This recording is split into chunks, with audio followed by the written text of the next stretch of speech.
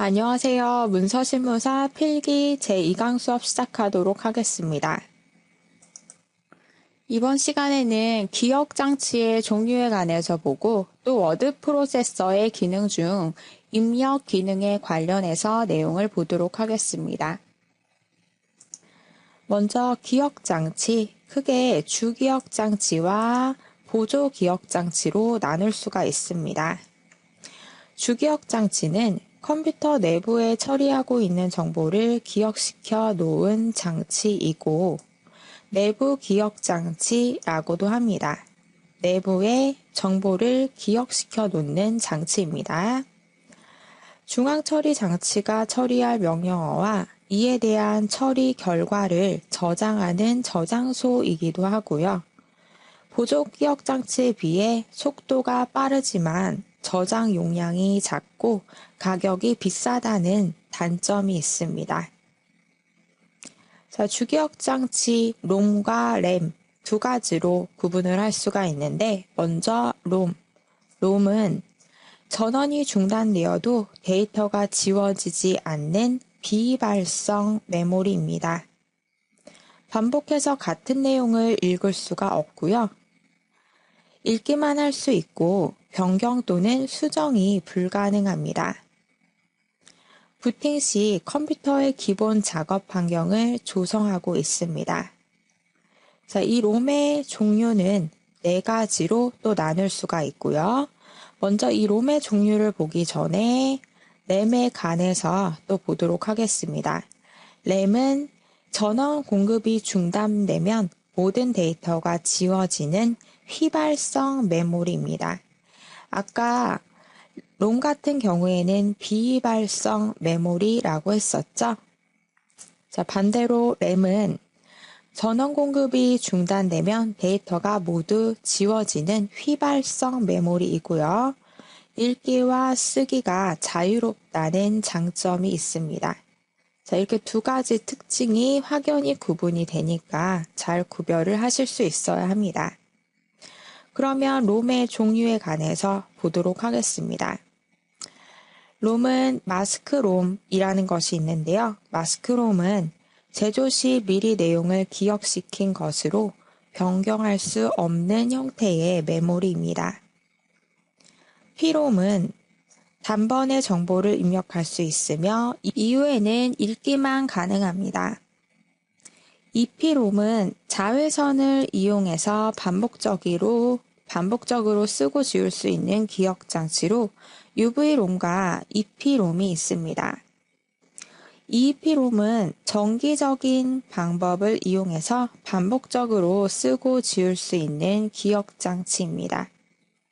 자, 이렇게 4가지 잘 구별을 해두시는데 마스크롬은 제조 시 미리 기억시킨 것이고요. 피롬은 이후에 읽기만 가능한 형태고 EPROM은 자외선을 이용한 형태입니다. 반복적으로 쓰고 지울 수가 있죠. EEPROM도 마찬가지 반복적으로 쓰고 지울 수가 있는 기억장치인데 정기적인 방법을 사용하고 있습니다. 자, 이렇게 롬의 종류 4가지 잘 구별하실 수 있어야 하겠고요.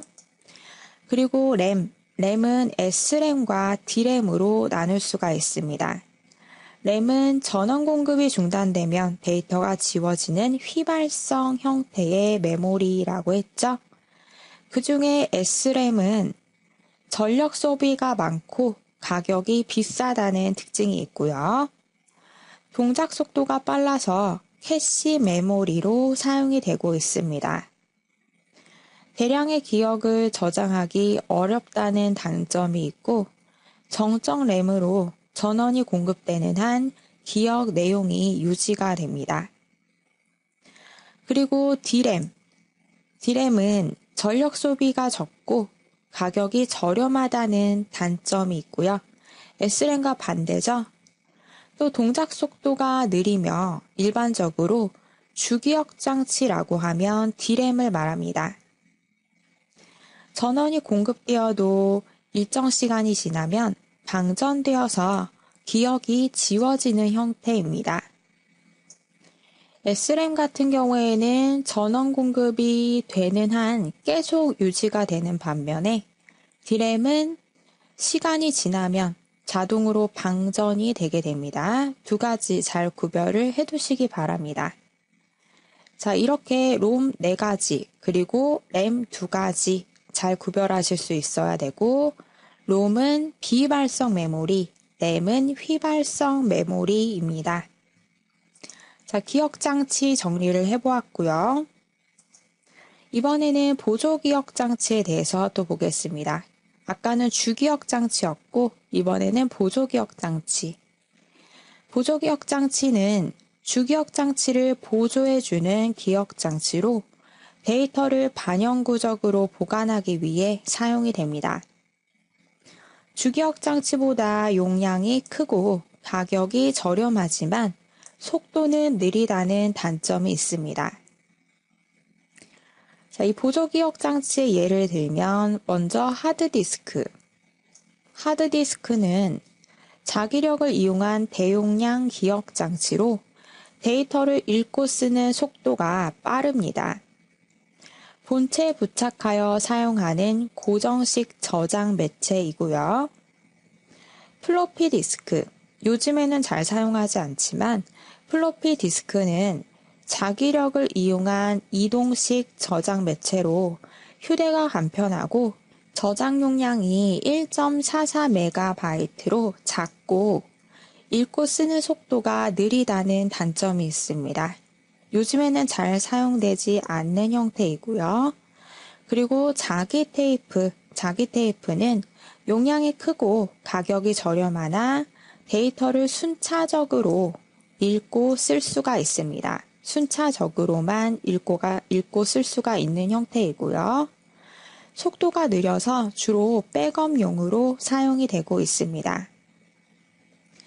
CD-ROM은 650MB 이상의 데이터를 저장할 수 있는 멀티미디어 저장 매체입니다. 읽기 전용 저장 매체로 기록을 위해서는 CDR이나 CDRW가 필요합니다. 그 다음에 여기서 더 발전된 형태 DVD.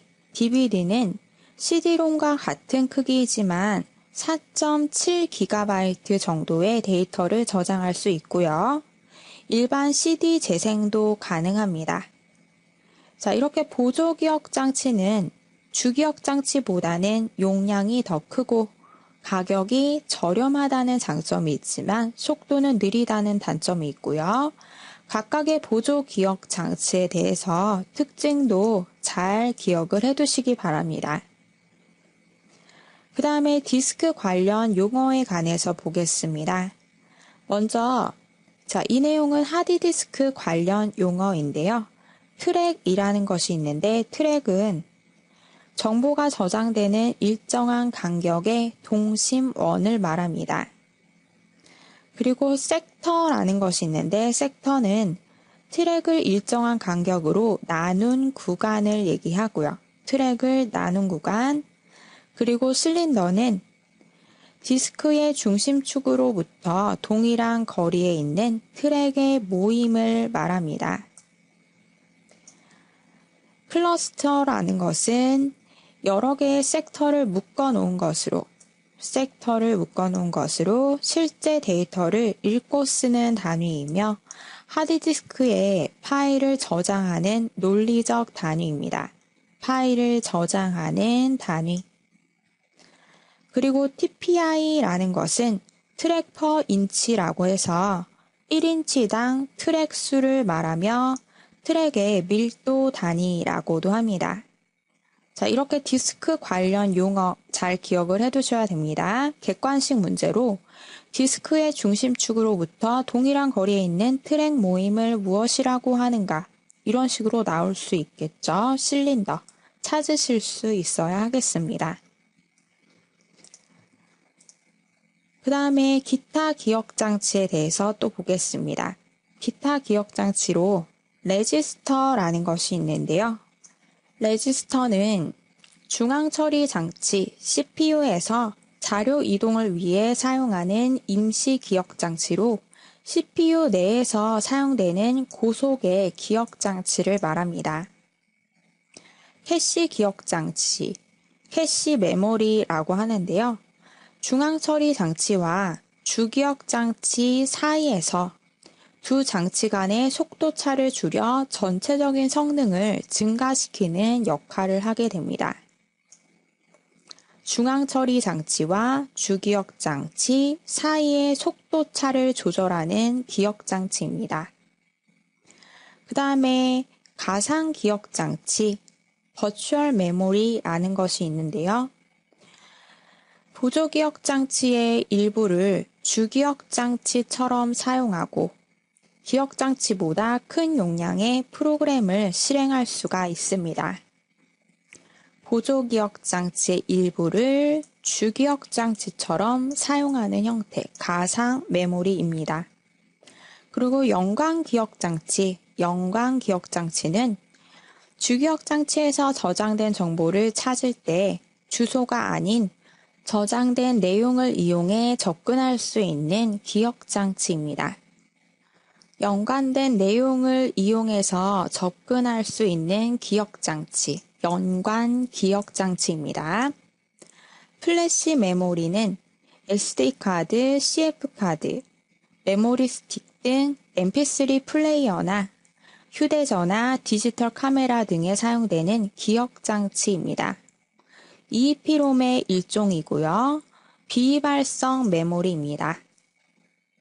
자, 이렇게 네 가지 다른 기타 기억 장치에 대해서도 기억을 해두시고요. 그러면 기억 장치의 처리 속도와 관련해서 내용을 또 보겠습니다. 먼저 가장 빠른 것이 레지스터. 레지스터는 CPU에서 사용되는 고속의 기억 장치라고 했었죠. 레지스터가 가장 빠르고, 그 다음에 캐시 메모리, 그 다음에 주기억 장치, 그 다음에 보조 기억 장치, 이런 순서입니다. 자, 이때 보조 기억 장치 안에서는 순서가 하드디스크가 가장 빠르고, 그 다음에 CD롬, 그 다음에 플로피 디스크, 그 다음에 자기 테이프가 가장 느립니다. 자, 이렇게 기억 장치 처리 속도, 순서도 잘 기억을 해두시기 바랍니다. 그 다음에 기억 장치와 관련해서 기억 용량 단위에 대해서 보도록 하겠습니다. 먼저 바이트는 8비트가 모여져서 나오는 것이 바이트이고요. 바이트보다 더 작은 게 비트입니다. 8비트가 모이면 바이트가 되는 거고, 이 1바이트는 문자 표현의 최소 단위입니다. 그 다음에 기억 용량 단위, 좀 더 큰 것이 킬로바이트가 있는데요. 킬로바이트는 1024바이트로 2의 10승 바이트와 같은 겁니다. 1024바이트면 1킬로바이트와 같은 거고요. 그 다음에 단위가 메가바이트. 자, 메가바이트는 1024킬로바이트가 모여서 1메가바이트가 되는 것이고 2의 20승 바이트와 같은 단위입니다. 그리고 기가바이트는 1024메가바이트가 모여서 1기가바이트가 되는 것이고요. 2의 30승 바이트와 같은 겁니다. 그 다음 단위가 테라바이트. 테라바이트는 1024기가바이트가 모이면 1테라바이트가 되는 것이고 2의 40승 바이트와도 같은 겁니다. 그 다음에 페타바이트는 1024테라바이트가 모이면 1페타바이트가 되는 거고요. 2의 50승 바이트와도 같은 단위입니다.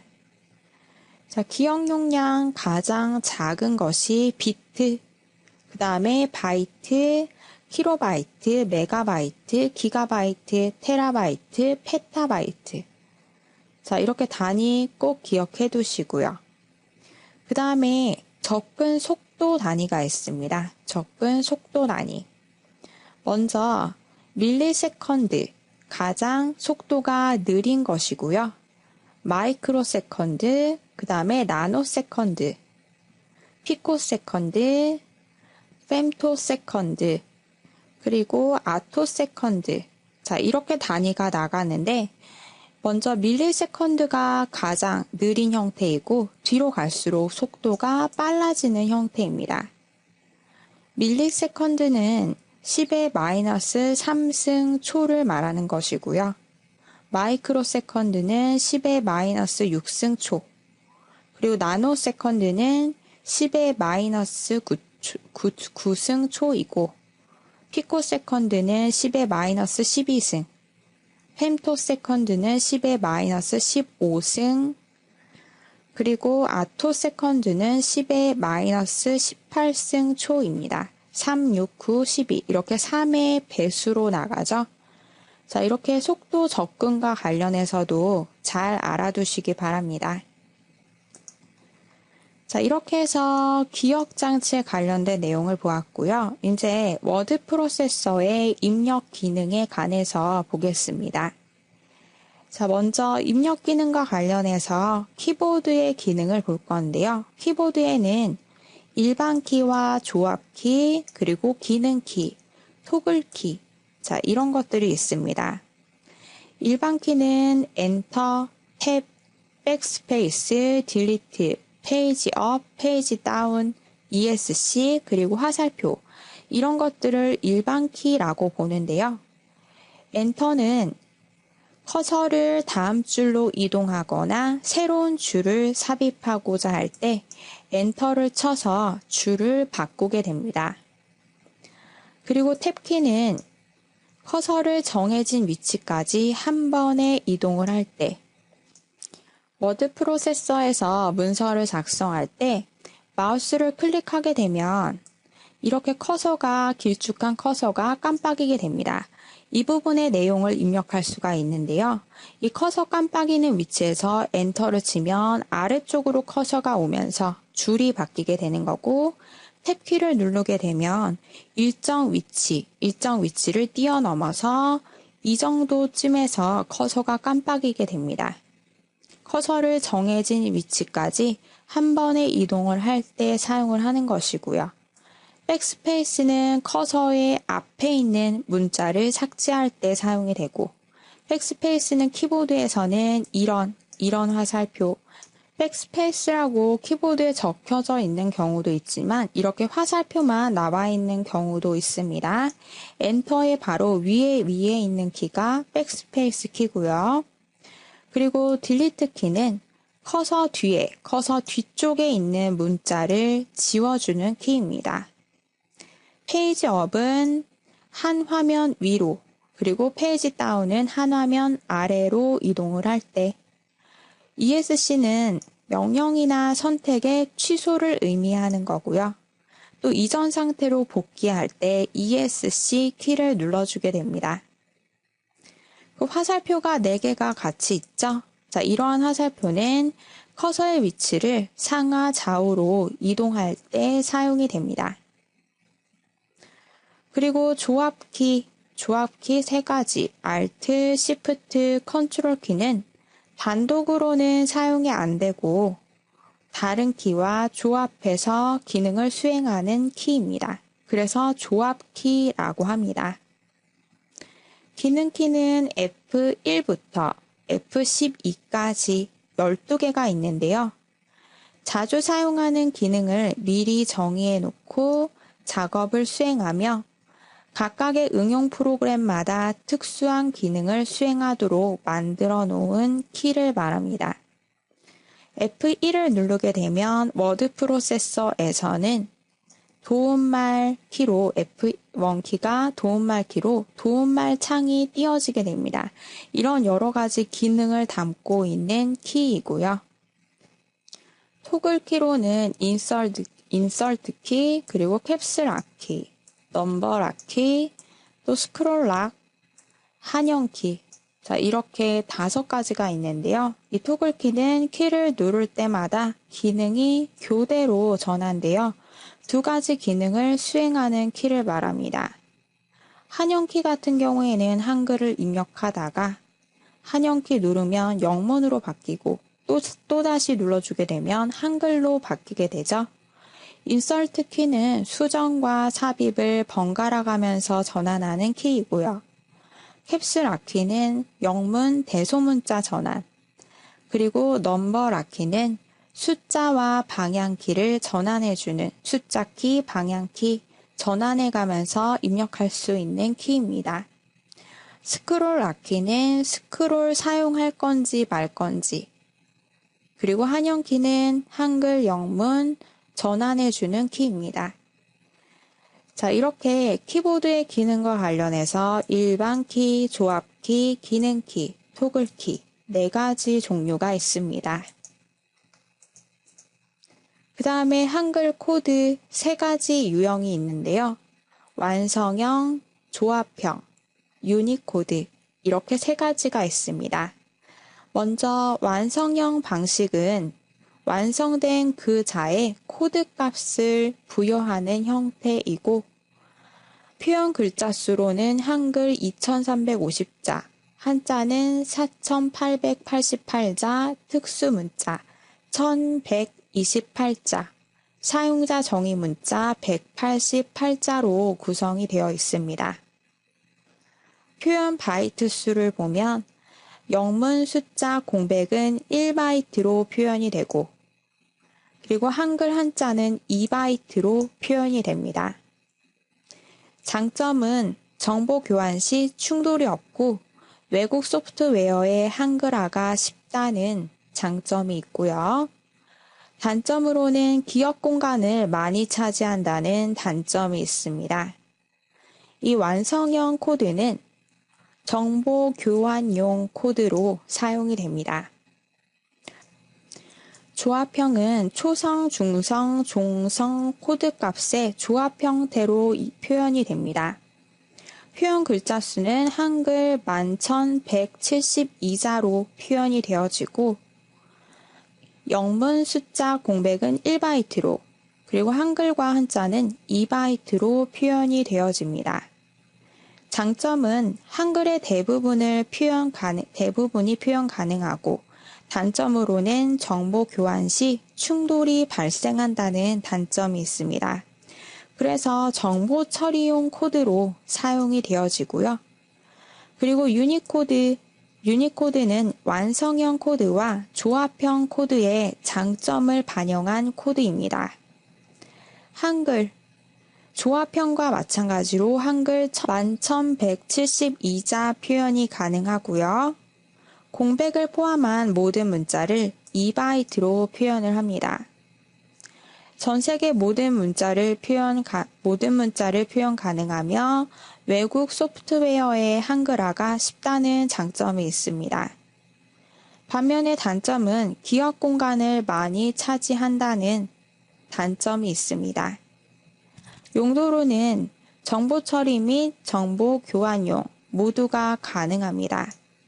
자, 이렇게 3가지 잘 구별을 해두시는데요. 조합형과 유니코드를 살펴보면 글자 표현 수가 같죠? 글자 표현 수가 같고 유니코드가 완성형과 조합형을 장점을 반영한 코드 형태였습니다.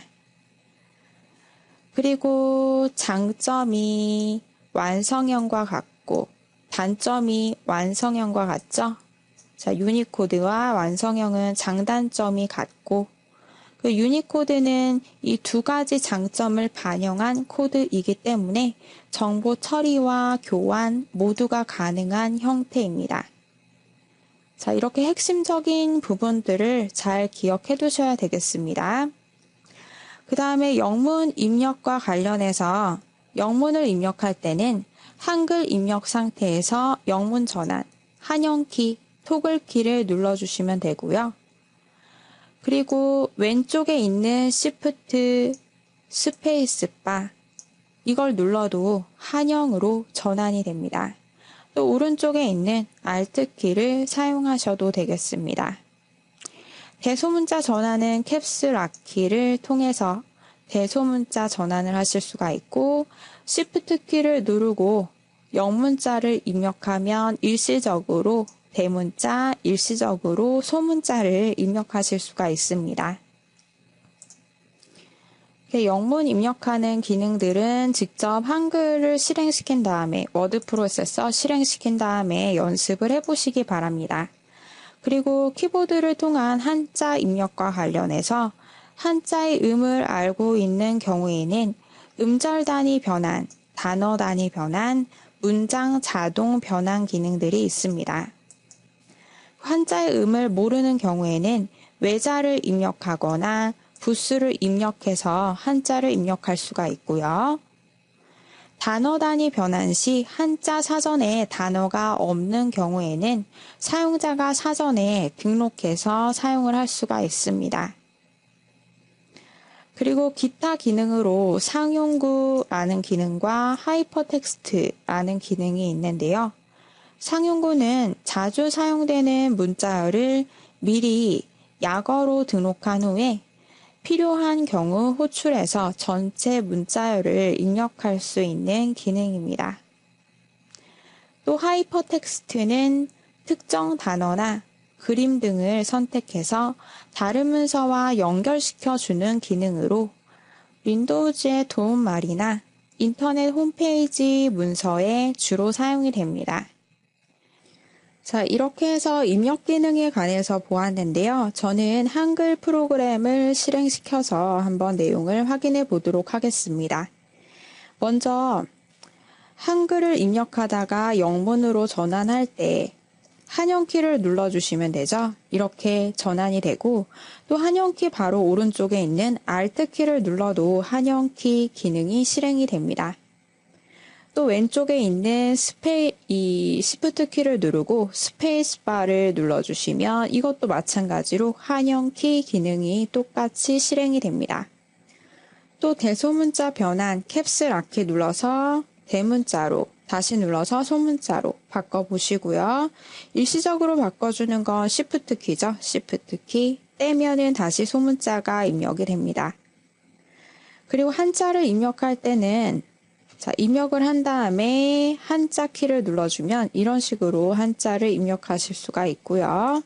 또 입력 메뉴에 들어가도 한자 입력하는 여러 가지 방식들이 있습니다. 또 한자 단어를 등록하실 수도 있습니다. 상용구라는 것이 그 아래에 있는데 상용구 내용을 내가 직접 입력을 해서 자주 사용하는 문장이나 그 문자열들을 미리 약어로 등록한 후에 쉽게 사용을 하실 수가 있고요. 하이퍼텍스트는 도움말에서 확인하실 수 있는데 키보드의 F1을 눌러보면은 쪽에 관련된 메뉴 설명 중에 클릭하면 머릿말과 꼬릿말에 관련된 부분으로 자동 이동이 됩니다.